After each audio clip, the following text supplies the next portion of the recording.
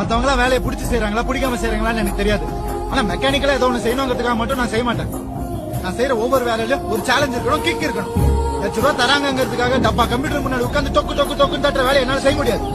உலகத்துல நிறைய பேர் காம்ப்ரமைஸ் ஆவாங்க, நான் ஆக மாட்டேன். பாதி வாழ்க்கை முடிஞ்சதுக்கு அப்புறம் இது வரைக்கும் எத்தனை நாள் சந்தோஷமா இருந்தோம் விரல் விட்டு எண்ணி பாக்குற கேவலமான நிலைமை எனக்கு வேணாம். நான் செய்யற தப்பா கரெக்டா நல்லதா கெட்டதா எதுவுமே எனக்கு தெரியாது. கிக் இருக்கா இல்லையா அவ்வளவுதான். எப்படா மேல வந்த? அது கீழே இருக்கணும் போய் கேளுறா, மேல வந்தவங்க கேக்குற. சின்ன வயசுல இருந்து எனக்கு ஒரு நல்ல பழக்கம் இருக்கு. யாரு எதை கத்து கொடுத்தாலும் சீக்கிரம் கத்துப்பேன். நீங்க வேணா ஏரியால கிளாஸா பாஷா சுத்தலாம், நான் ஏன் மாசம் தெரியாதுல.